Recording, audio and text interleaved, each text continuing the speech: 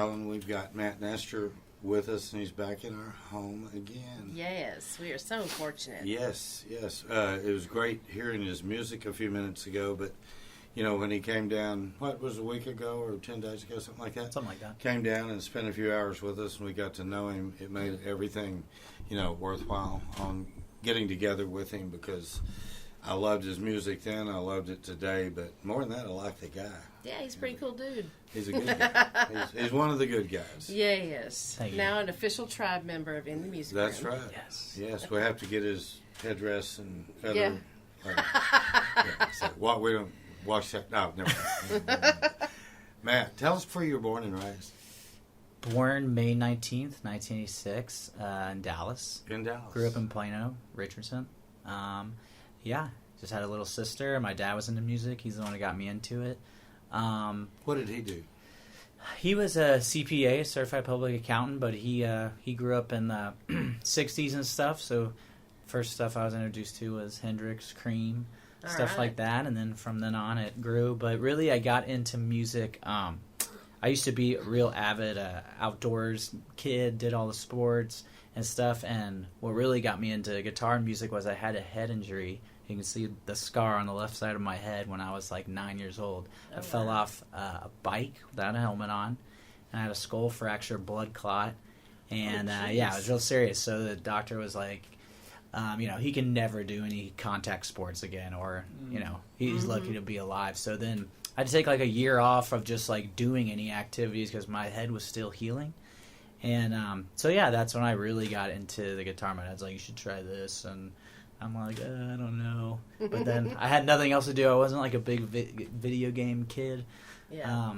Good. So that's how it all started, honestly. And then from there, just playing in bands my whole life. And in the Metroplex? Yes. And then after college, I graduated in 2008. I moved away, and I lived in, like I said in the songs, I lived in Northern California. I lived in New Mexico.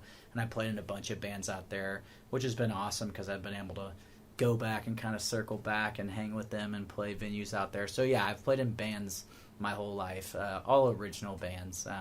Nice. So a lot of rock bands. So then it just kind of transitioned easily to acoustic, just because after a while, the scene now is like the bands that really get paid are tribute bands, or cover bands. Not to say you can't get paid with an original band, but it's just way harder. And the guys I play with are pros. And there's just not as many venues. Yeah, and I just wasn't going to go to Deep Ellum to have them play for $20 each. Like, they deserve more than that. So I'll still play with the bands every now and then if it's a gig worthy, but just the acoustic gigs were way more where it was at. So yeah, that's what I'm doing now. And you get to take all the money.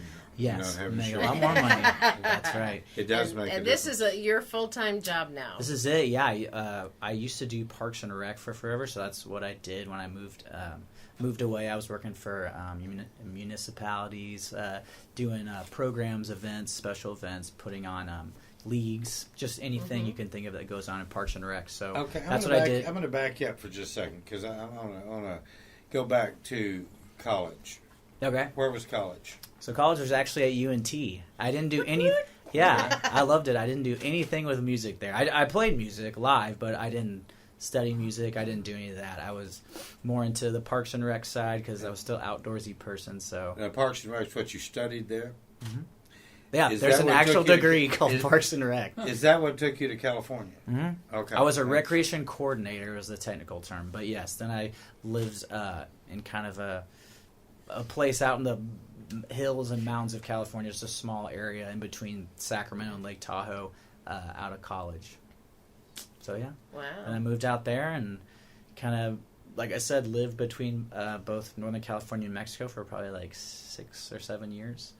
And then pretty much what brought me back was I went kind of what the Smelly Train was about. What I was telling you was I was riding the Smelly Train to work. And I was ending a relationship that didn't work, and my life was just kind of like, I don't want to do this anymore. And in the music scene, at least where I was in that part of California, was just not. It wasn't. I just knew the music scene was way better here for what I wanted to do. Right. And all my family was back here, and I missed them. You had to write all those songs about your nieces. That's right. I had to write them all about them. So, yeah. So then I moved back here probably 2014, 15. Yeah. I know your dad was a big influence on your music. Mm-hmm. Who would you say are your songwriting influences? So there's probably 4 guys I really love. There's Daryl Scott, there's Keller Williams, there's Martin Sexton, and then there's James McMurtry. Those are probably my favorite 4 singer-songwriters. Yeah. Try to take something from each of them. I'm definitely nowhere near those guys, but No, if you I can established your own get little sound. pieces of them, I love all their styles are so different, and they've all written awesome songs that other people have covered. I mean, Daryl Scott has written so many songs for people in Nashville. Like he wrote the Travis Tritt hit "Great Day to Be Alive." He wrote a ton of Dixie Chick stuff, and that's honestly something I would love to do too. If somehow I could, if someone wanted to take my songs and take it to another level, that that would be an awesome feeling too. It's called mailbox money. Yeah, there you go. Yep, royalties. So yeah, I would love that too. And yeah, so those guys are all awesome and they're all different. Have you had any opportunities to go to Nashville or? I've played gigs there with my band, but never like something like long term or serious. It was just kind of like we were going to wherever, Virginia, and we played a gig through there or whatever. So it was nothing like no long term thing or like hanging around the scene for long. Right. So when you come back to Texas, you put together a band, or you went solo as a songwriter? Yeah, well, at first, when I first moved back, I was trying to get back in the scene, and I was kind of still doing Parks on the Rec on the side to make some money. And then I was working for City of Dallas, but I was doing a lot of open mics, doing acoustic stuff, and then I hooked back up with some high school buddies, and we started this rock band called Tom Devil and the Wizard. And it was a bunch of my friends that I was really close with that all went to school with me. And yeah, we took it pretty far. I mean, we got stuff on the radio. We did a little tour. And then, it was probably around for like 5 years or so. And a bunch of members changed. And as you know, life goes on. People have kids, whatever. So then it just kind of died a natural death. But yeah, it's hard to keep a band together, that's for sure. Yep. I felt like after a while I was kind of being like the adult babysitter. It's making sure everyone be like, does everyone have this schedule? Everyone know where they're supposed to be? It's easier to catch a handful of smoke than keeping a band together. Yeah, I'm that's just hard. telling you, it's just... Yeah, as I get older, I'm more impressed with like the longevity of some of these bands because there's so many talented people. It's just, how do you make everyone stay together? That's the magic. Like, everyone's got to be in it 100%, you know? Oh, yeah. And that's like really the true, like, wow, that's impressive. You got all these guys on the same page and... Right. Look at the made it Rolling happen. Stones. Yeah, exactly, yeah. So now you're playing both? You're playing a band and... No, mainly solo. I'll play duos with my drummer. I have a really great drummer friend. He actually owns a drum shop called Dallas Drum. He makes and repairs drums, and he was in Tom Devil and the Wizard for like the last part of it. And he's a great guy. He played in Nashville forever. He's a pro. So if there's duo gigs, because then we both get paid pretty well. Like I'll usually play electric guitar, put some like distortion and heavier stuff, and give it a low end. And he's awesome at drums, and so yeah. But the band, not so much anymore. Yeah, just all solo. Now you, we were chatting earlier, and you had a few accolades that you had mentioned. One being the national anthem. That you got to play a 12-string at a Dallas Mavericks game. Yes, it was awesome. It was probably like 2000. It was a while ago, 2015, 2016. And man, it was awesome. It was pretty surreal walking out on the court, and it's like Matt Nestor. It's like everyone stand up, and the guy before the thing's like, all right, we're gonna give you, and he's like, tell me all this stuff real quick. He's like, oh, here's your wireless, here's this, you're gonna hear me, and they're gonna say go, blah blah. But it's one of those deals you just walk out there and it's just like, like. I knew exactly what I was doing. I couldn't hear myself in the in-ear thing, but I strummed it once and just took off, and it was pretty awesome. Cool, that is awesome. And also hear that you took second place in a singer-songwriter contest in 2017. Yes, that was a couple years after. Yeah, it was called the Texas Music Singer-Songwriter Competition. It started in Denton. We played at Dan Silverleaf, which is a club's been there forever. Really cool. Yep. Played there many years ago. And so I qualified past that round, and then there was, I wish I could remember. There was some festival we played out in kind of like central, like central, like a little more southwest of Stephenville. Some big festival they had in this town where we were at this bar. Joe, what is it? You know Taylor? it. You know it. Larry?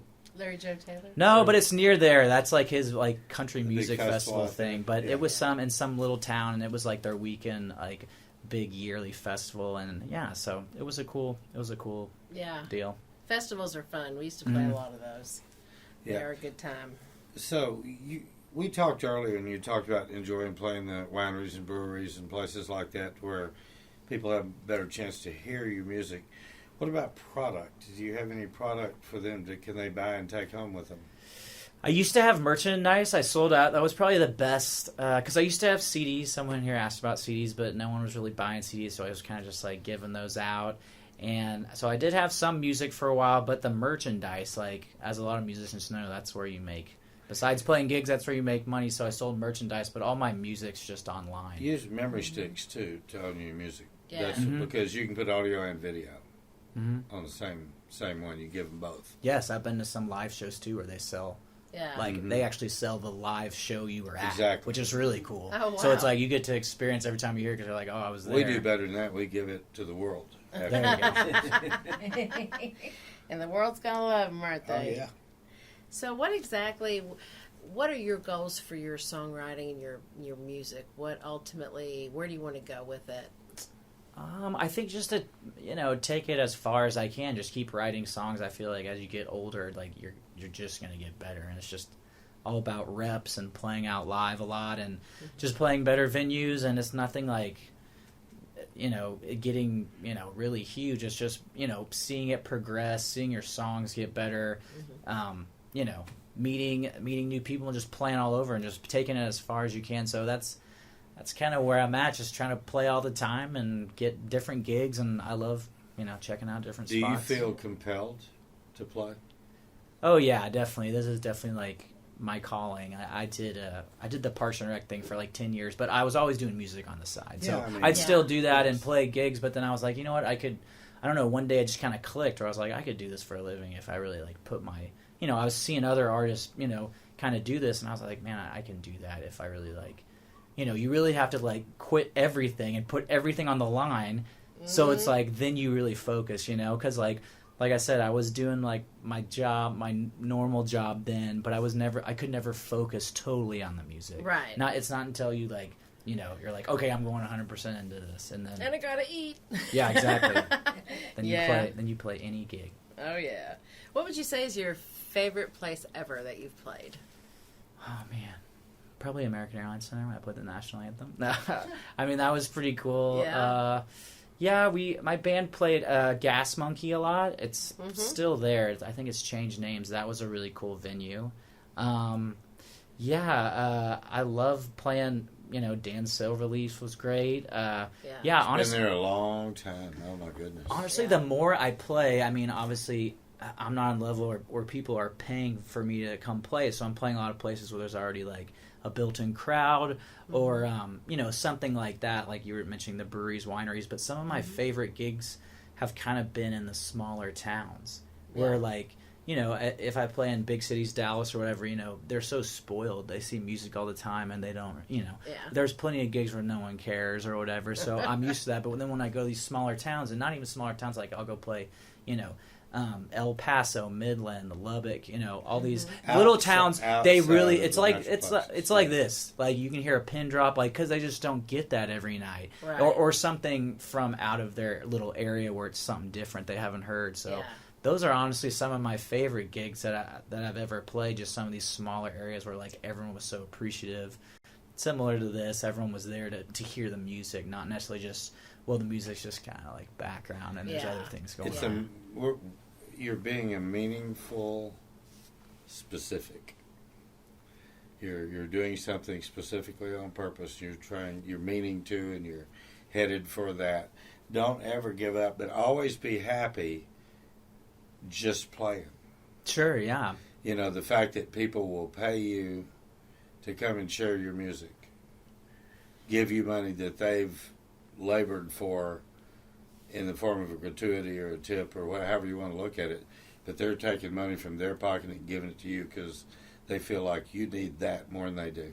No, yeah, And you definitely. earned That's pretty cool. Definitely very That's pretty lucky cool. that I can do this and make a living and, and I'm continuing to play more places. And like you said, someone's paying me to play, and it's not like, yes, I play cover songs when I play, but I can play my original stuff. It's not like some of my musician friends were like, they have to play in a cover band, they have to do, not that they don't like it, but everyone wants to play their original stuff. It's That's the what I'm saying. pond you're fishing in. Again, Mm-hmm. if you want to play original stuff, go to places that like original stuff. Right.